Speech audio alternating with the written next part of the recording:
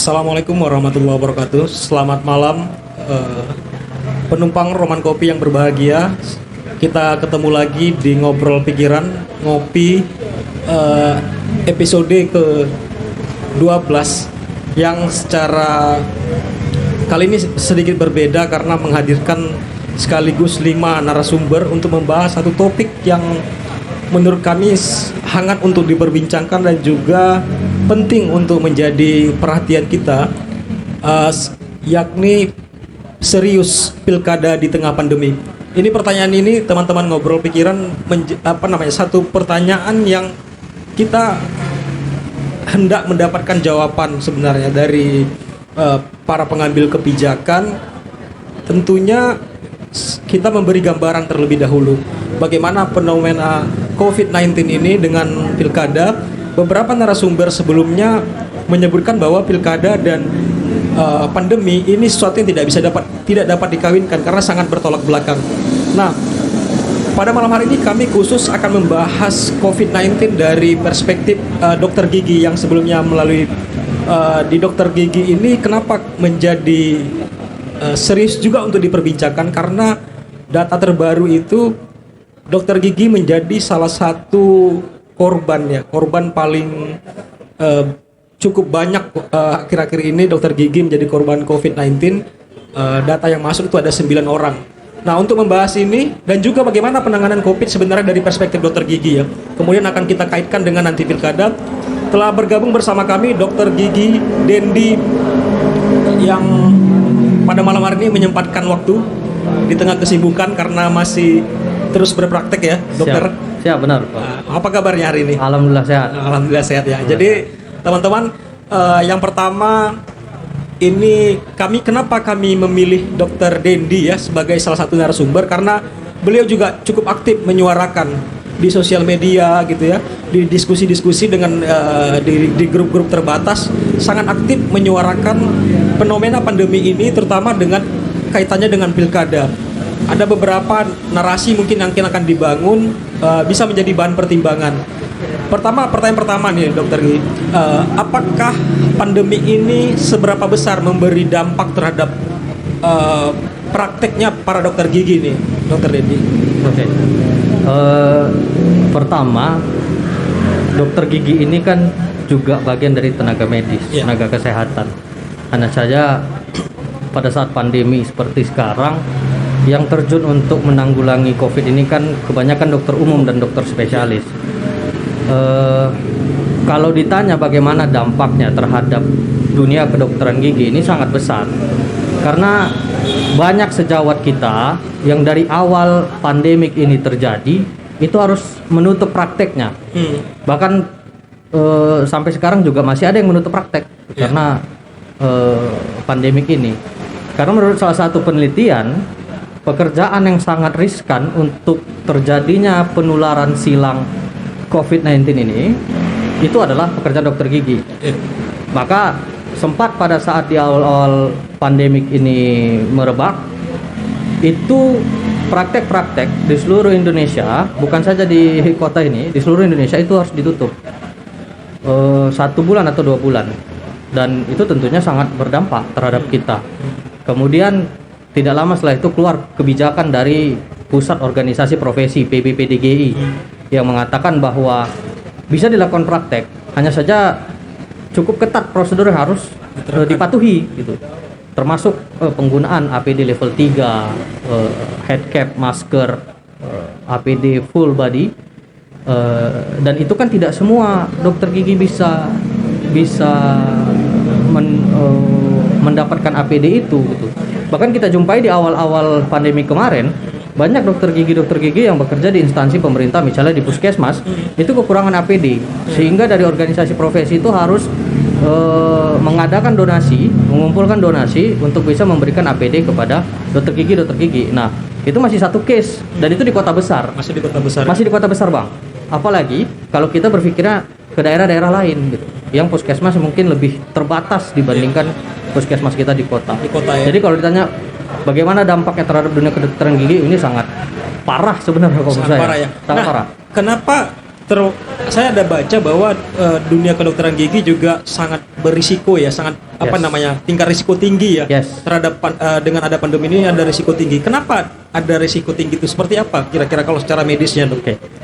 Karena banyak treatment di kedokteran gigi itu yang menyebabkan adanya aerosol. Aerosol ini semacam percikan-percikan air yang keluar dari alat kedokteran gigi dan kemudian itu berada di rongga mulut pasien, dan pada akhirnya aerosol ini yang bisa menyebabkan infeksi silang tadi, baik antara dokter ke pasien atau bahkan dari pasien ke dokter, bahkan mungkin antara pasien yang satu dengan pasien yang lainnya.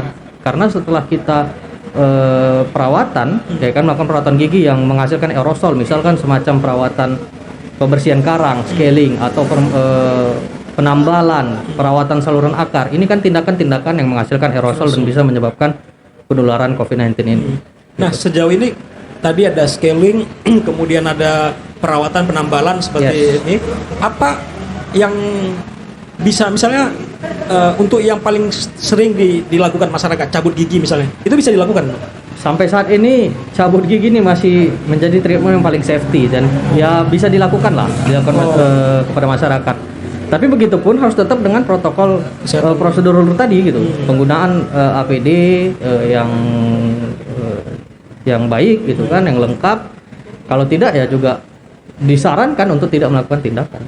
Kalau pasien sendiri apakah harus rapid dulu sebelum misalnya gini, ini kan penyakit sakit gigi ini kan menjadi satu yang umum yang terjadi. Nah, banyak juga teman-teman diskusi ini mengeluhkan karena mereka khawatir juga, tetapi gigi juga harus dicabut karena sakit gitu. Nah, tadi Dokter Dendi bilang pencabutan gigi ini masih langkah yang aman gitu ya, masih langkah yang bisa dilakukan.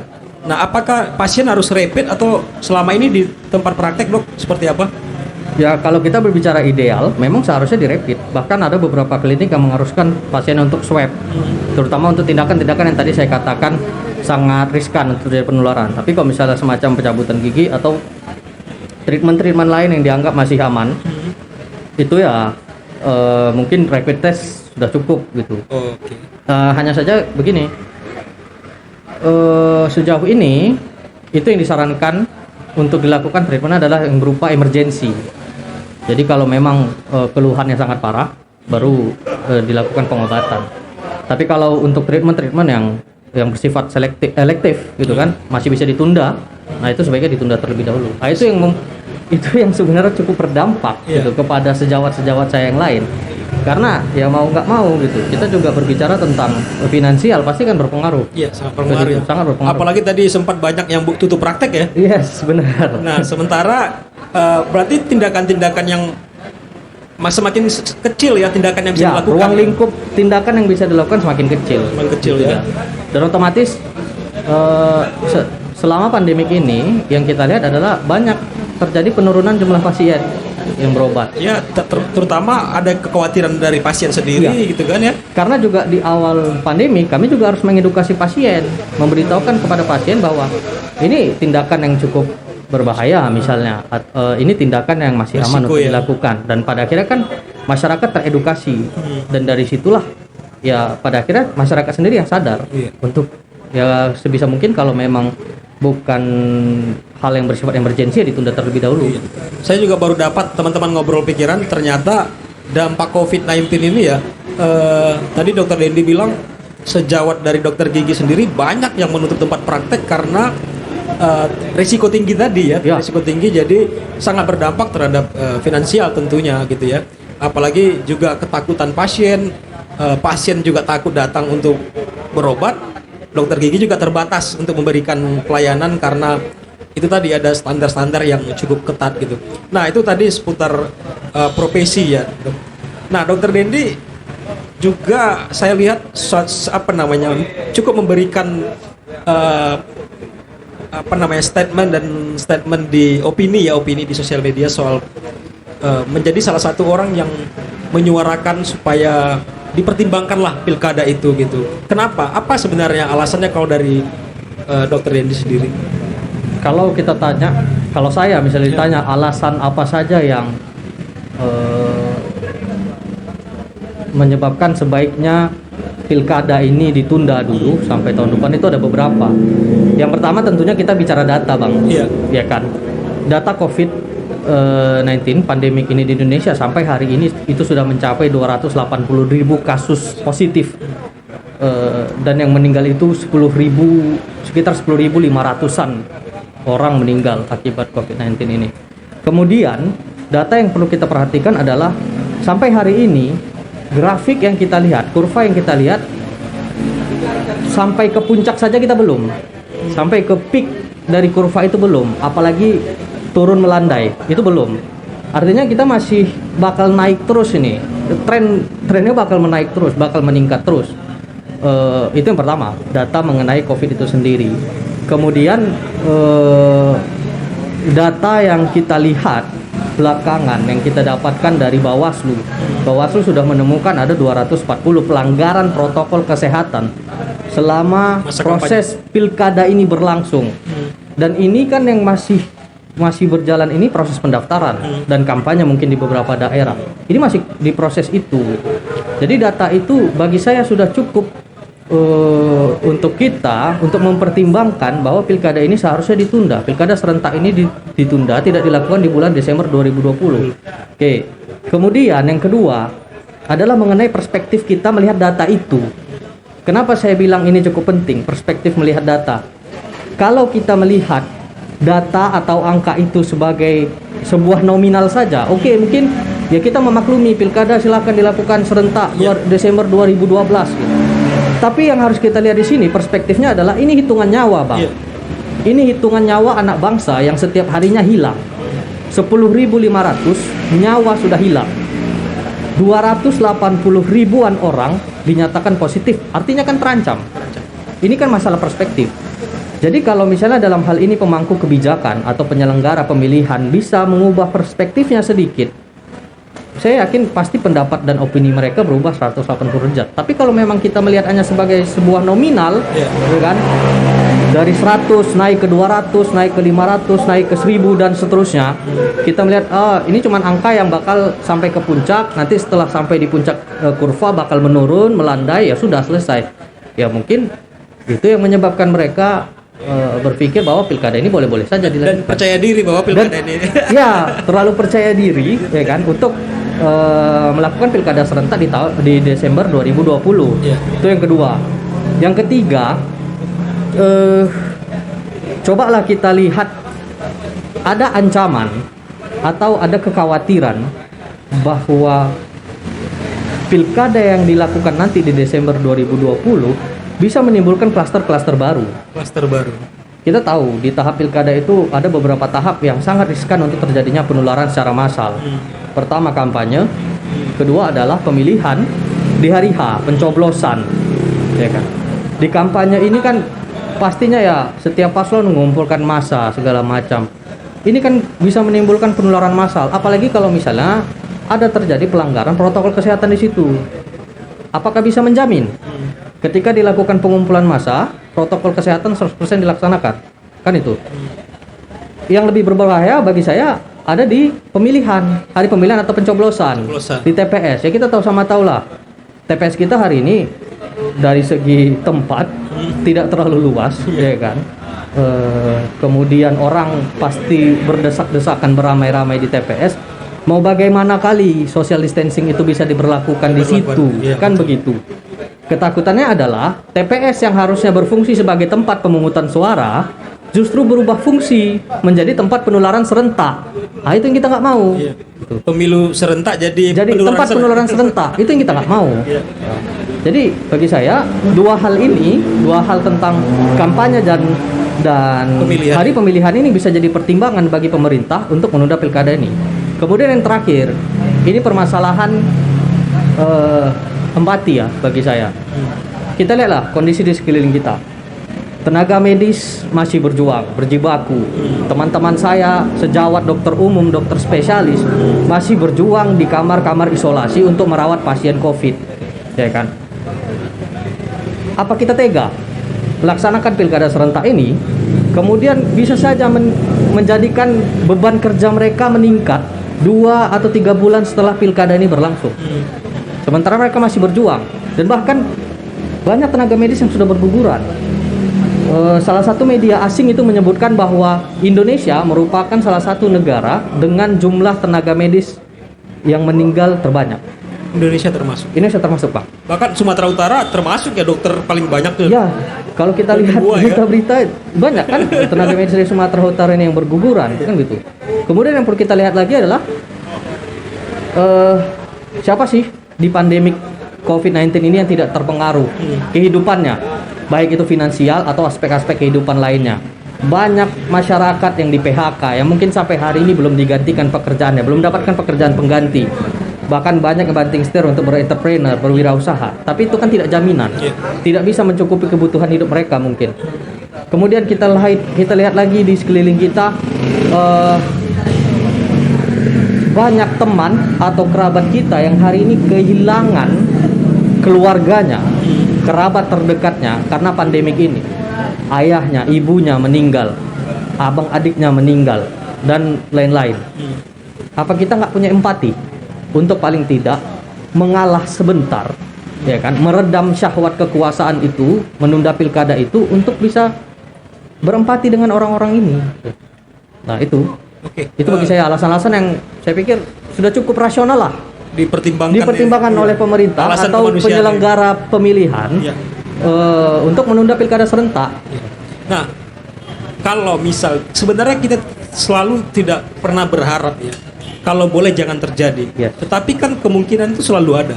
Klaster-klaster itu terus tumbuh ya. Ada klaster perkantoran, bahkan Kemenkes juga dianggap ini ya dalam salah satu jumlah itulah ya, kasus yang ini di dalam. Nah, itu ibarat kita perang, benteng kita udah hancur duluan gitu. Ya. Nah, misalnya gitu. Kita tidak berharap tapi selalu kita itu tadi saya bilang arah ke sana itu terlihat dengan tingkat penyebaran yang mudah gitu ya. Nah, kemudian dibuat pilkada lagi.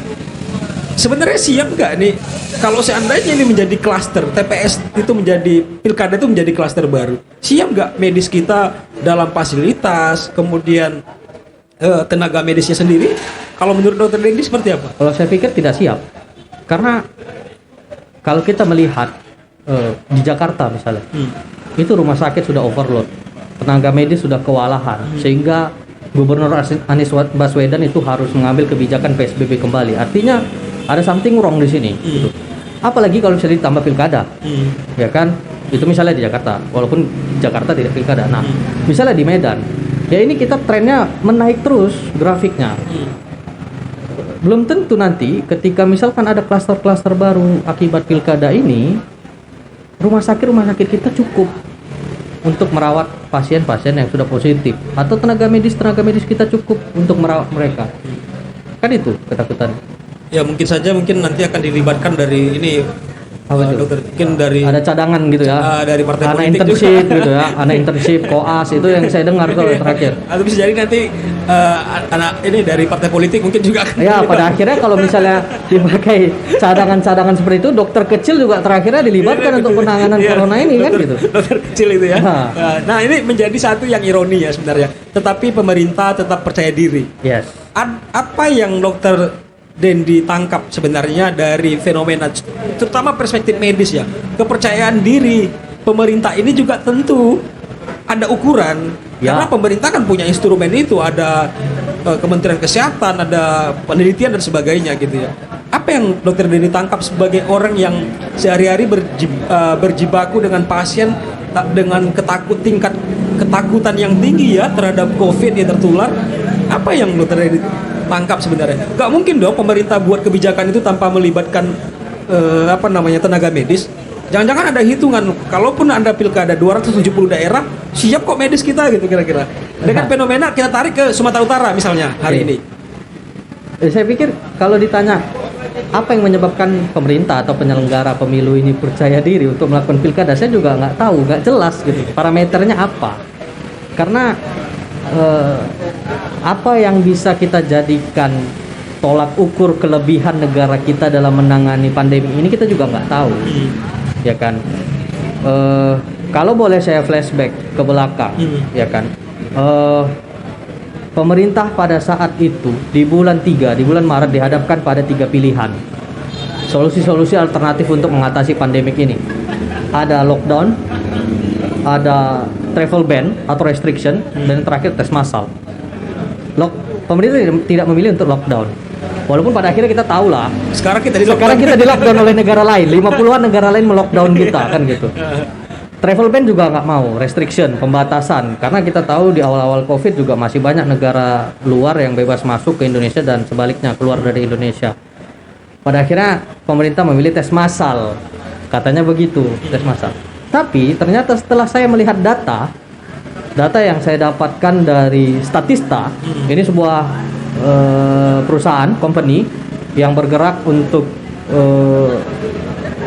menyajikan data-data statistik tentang hal apapun, termasuk mengkaji negara-negara di seluruh dunia melakukan testing rate untuk pandemik ini. Dan ternyata yang katanya kita tes massal di awal itu, testing rate kita itu termasuk 4 terendah. 4 terendah di dunia. 4 rendah di dunia menurut data dari Statista itu. Jadi negara-negara yang memiliki testing rate tertinggi itu ada Israel, UK, United Kingdom, kemudian Kanada juga, Australia, ingat saya. Nah, negara-negara ini punya testing rate itu sekitar 370.000 per 1 juta jiwa. Artinya hampir setengah dari populasi mereka mampu melakukan tes. Kan gitu. Lantas berapa angka kita? Angka testing rate kita, ini konteksnya PCR ya. Angka testing rate kita itu berada di 11.500 per 1 juta jiwa. 11.000. 11.500 per 1 juta jiwa. Di bawah 10% ya. Di bawah 10%. Bahkan 1% itu kan. Jadi kita itu senasib sama Meksiko, Pakistan, Bangladesh. Dan kalau kita bandingkan, kita compare dengan negara-negara yang tadi tertinggi, itu mereka mampu melakukan 370 atau 300.000 per 1 juta jiwa. Ini kan kesenjangan cukup tinggi. Nah, ini testing rate ini kan salah satu parameter keberhasilan suatu negara dalam melakukan tes massal, tracing di negaranya. Jadi dari data itu saya bingung gitu. Kepercayaan dirinya ini timbul dari mana? Ya, itu justru. Nah, itu guys. Dari testing rate ini kan kita lihat. Ternyata kita jauh kali di bawah.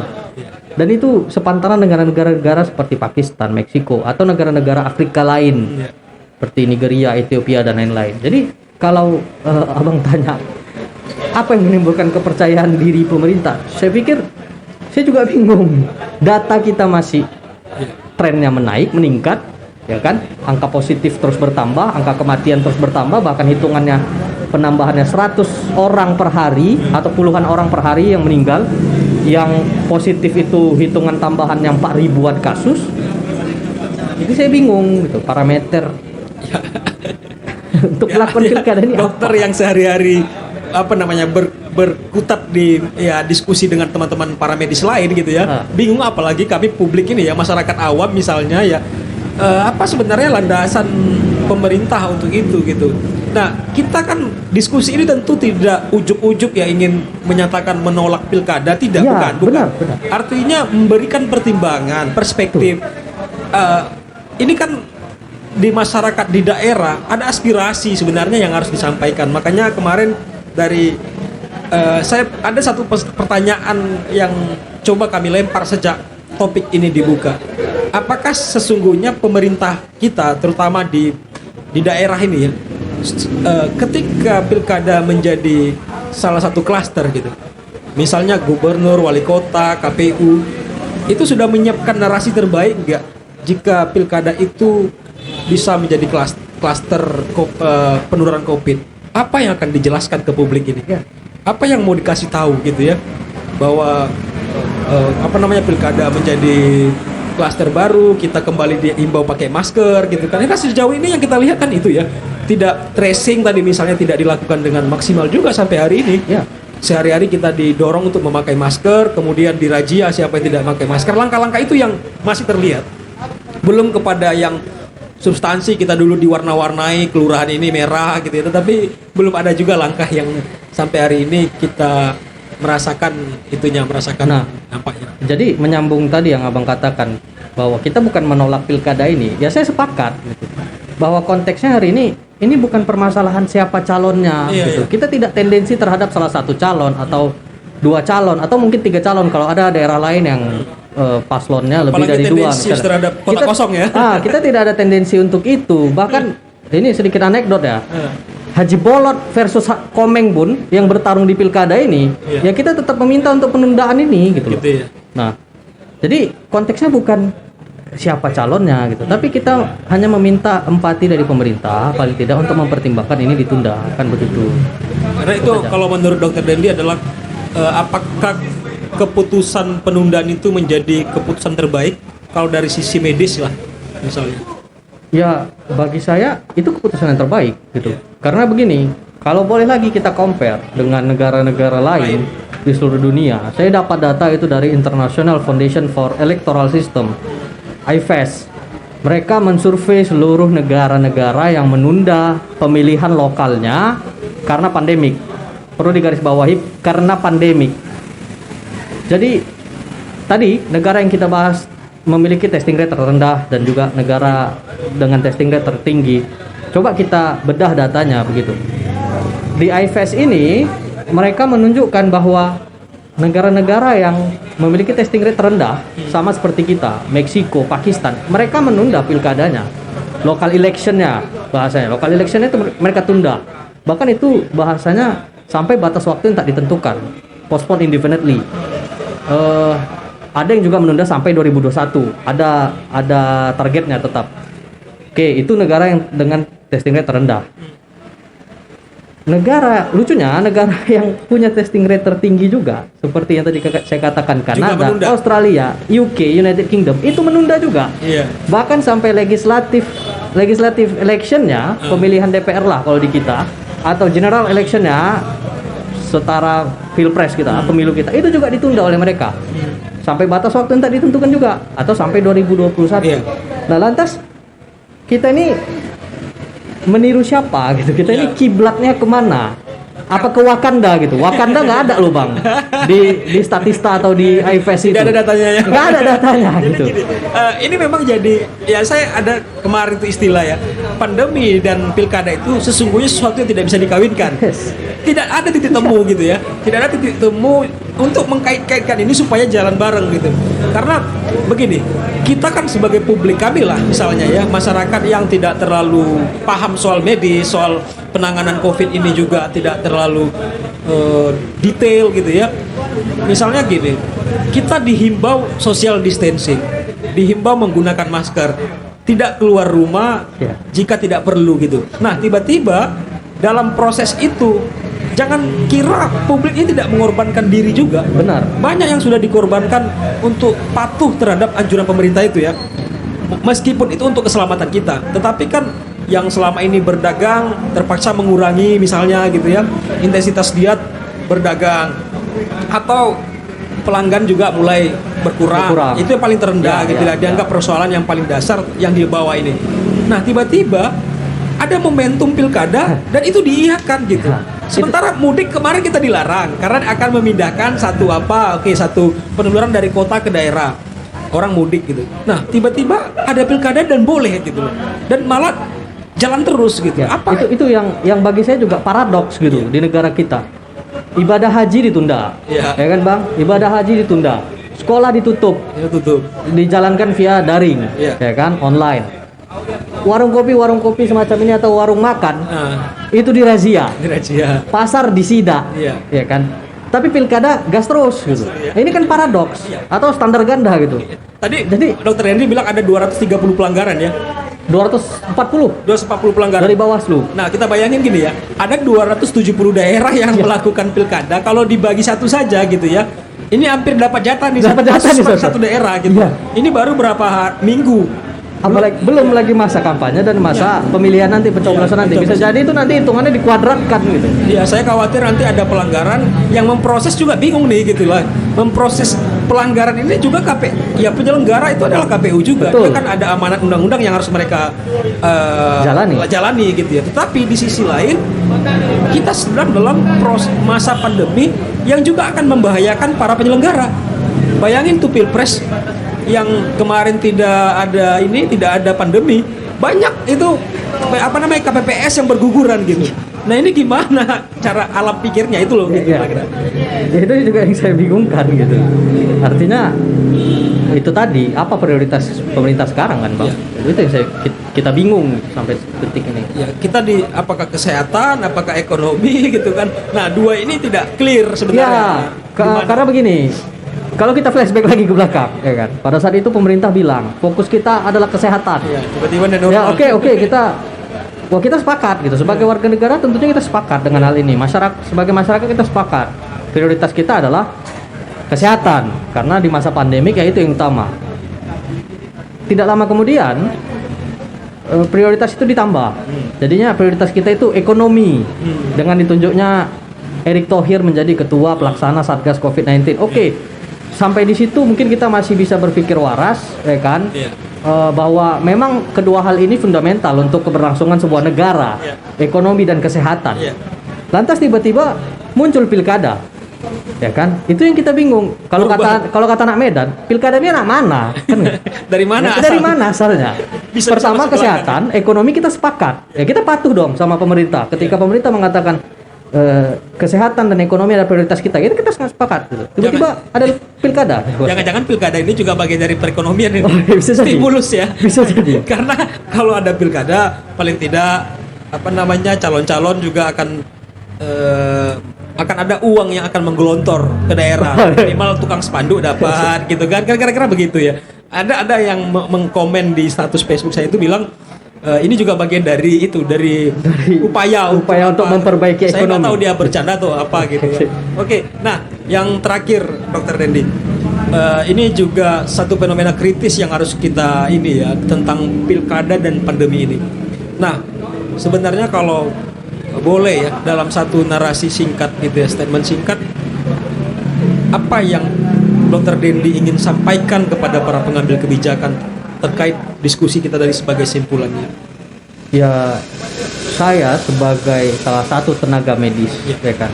Ya walaupun saya nggak merasakan berjuang seperti teman-teman saya di dokter umum, tapi saya kan bisa menyuarakan aspirasi mereka misalnya. Dan juga sebagai seorang warga negara, sangat berharap pemerintah pada saat ini punya sense of crisis. Kita sedang di keadaan genting. Baik dari segi kesehatan karena pandemik ini, juga ekonomi karena kita di ancaman resesi kan begitu. Kita hanya berharap pemerintah punya sense of crisis sedikit atau empati sedikit berdasarkan data-data yang tadi saya bilang, alasan-alasan yang saya bilang. Kemudian juga banyak beberapa organisasi atau lembaga yang juga mendesak pemerintah untuk menunda ini seperti Muhammadiyah, NU, Al-Wasliyah gitu kan. Bahkan juga sudah disuarakan oleh tokoh-tokoh nasional seperti Kanda Yusuf Kala yang membuat opini bahwa pilkada ini harus ditunda. Bahkan beliau juga memasukkan dasar-dasar regulasi bagaimana caranya melakukan penundaan pilkada ini. Jadi apalagi gitu. Ini semua sudah ada pertimbangannya untuk bisa dipikirkan oleh para pemangku kebijakan, juga penyelenggara pemilihan. Paling tidak mengalahlah dulu sebentar, kan begitu. Rasanya untuk mengadakan pilkada di Desember tahun ini itu masih terlalu riskan. Kalau memang ditunda, kita kan tidak meminta sampai 2 tahun, sampai 3 tahun. Mungkin kalau misalnya dibuat target sampai 2021, ya silahkan gitu, 2021 pertengahan atau akhir gitu. Jadi kita hanya meminta janji dari pemerintah yang mengatakan di awal bahwa prioritas kita adalah kesehatan dan ekonomi. Kita hanya minta itu gitu. Dan atas dasar-dasar yang lain itu, ya saya pikir memang sudah seharusnya ini ditunda. Gitu. Seharusnya sudah ditunda. Gitu. Dan kemudian juga kalau abang tanya statement terakhir saya, kalau aktivitas bernegara ini kita ibaratkan main game Among Us, kita sangat berharap besar pemerintah jangan ambil peran sebagai impostor gitu loh. Gitu ya. Ya kan? Jadi pembunuh gitu. Cukup corona saja yang jadi impostor. Ya kan? Jangan sampai kalau misalnya pemerintah mengambil peran sebagai impostor, masyarakat nanti ngevote yang aneh-aneh. Gitu ya. Gitu. Terakhir muncul fitnah di tengah masyarakat. Iya, itu kita nggak mau juga. Karena gini, ini mudah-mudahan statement ini dinilai sebagai sisi baiknya ya. Maksudnya kita adalah publik yang khawatir tentang pilkada ini ya di tengah pandemi. Kita sedang seperti dilipat gandakan level kekhawatiran kita. Dari kita sudah khawatir persoalan kesehatannya, kemudian kita khawatir soal ekonominya, khawatir soal penanganannya karena kurvanya terus naik gitu ya. Kemudian dilipat gandakan lagi kekhawatiran itu dengan menggelar pilkada di tengah pandemi. Jadi hanya semacam ya diskusi ini mendorong dan berharap ada empati tadi ya, ada Ya, empati dari para pengambil kebijakan. Memang di sisi lain kita juga menangkap bahwa banyak ya diskusi soal kalau seandainya pilkada ditunda akan ada 270 PLT segala macam. Sepanjang tidak mengorbankan kemanusiaan, Yes. nggak ada problem ya sebenarnya. Benar. Mau 270 PLT sebenarnya nggak ada problem karena ini soal manusia gitu. Nah kecuali tadi kata Dokter Dendi, teman-teman ngobrol pikiran, kecuali data-data yang muncul hari itu dihitung hanya sebagai angka, tidak dihitung sebagai nyawa ya. Mungkin kita akan jalan terus di pilkada ini gitu ya. Karena ukurannya sederhana, tentu ada standar, misalnya ada protokol kesehatan yang ketat. Gimana bicara protokol kesehatan yang ketat? Dari 210 daerah itu sudah 240 kasus pelanggaran yang terjadi. Dari 240 ini kita belum tahu berapa penularan dari sini. Apakah di awal ini sudah masuk dalam klaster? Nah, kita tunggu gitu ya, kita lihat dan seberapa siap pemerintah. Dan ternyata dari kemarin kita sudah berdiskusi dengan dokter gigi, kita nggak siap, medis kita nggak siap, alat kita tidak siap, fasilitas kesehatan kita tidak siap. Jadi kita sedang bertempur di dalam dalam kubangan pasir yang lama-lama menenggelamkan kita sendiri gitu ya, dengan atraksi-atraksi kita yang terlalu akrobatik dan overconfident gitu. Baik, terima kasih Dokter Dendi atas waktunya. Mudah-mudahan apa yang menjadi bahan diskusi kita ini bisa menjadi sumbang saran ya, bisa diambil perspektifnya. Mudah-mudahan tidak alergi juga ya terhadap kritik itu gitu Kak. Karena ini sesungguhnya kita mau siapapun calonnya terserah lah gitu, yang penting kemanusiaannya yang harus diselamatkan gitu. Baik teman-teman ngobrol pikiran, demikian diskusi kita pada malam hari ini. Serius mau pilkada di tengah pandemi bersama Dr. Gigi Dendi, dan kita akan nanti teruskan dengan narasumber-narasumber lain, dan kami akan mencoba berkomunikasi dengan KPU yang sebagai penyelenggara pemilu. Mudah-mudahan berkenan nanti duduk di sini bersama kita untuk memberi sedikit perspektif lain lagi gitu ya dari sisi penyelenggara pemilu. Jangan-jangan memang atau penyelenggara pemilu juga sudah menyiapkan skema yang cukup ketat sehingga informasi dari ngobrol pikiran Roman Kopi ini bisa juga berimbang. Ya. Mungkin itu teman-teman sekalian, terima kasih sudah mengikuti tayangan pada malam hari ini. Jika merasa ini bermanfaat, silakan di-share dan disampaikan bahwa kami juga terbuka terhadap narasumber-narasumber lain yang mungkin bisa menjadi inspirasi, menjadi pembanding, karena Roman Kopi adalah ruang dialog, ngobrol pikiran adalah ruang dialog dan pikiran bersama gagasan juga. Siap. Baik, terima kasih. Assalamualaikum warahmatullahi wabarakatuh. Selamat malam, sampai ketemu lagi. Thank you, Dan.